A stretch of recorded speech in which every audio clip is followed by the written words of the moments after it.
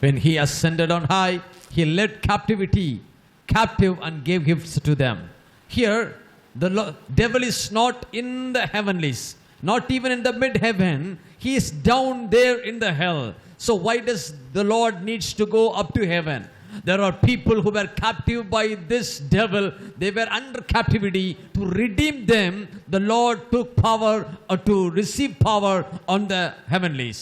மனுக்குலத்தை சிறைபிடித்து பாவிகளாக்கி அதன் சம்பளமான மரணத்தை அவனுக்கு உண்டாக்கின சாத்தான் அவனை மரணத்திற்குள்ளாக்க வேண்டும். அதுதான் சிறைபிடித்தவனை சிறையாக்கி அவனை பாதாளத்தில் தள்ள வேண்டும். To give punishment upon the devil who brought the curse and death to the mankind, to give him the revenge, taking the revenge against the devil, and to put him under the judgment and put him under the curse and to put him in the death.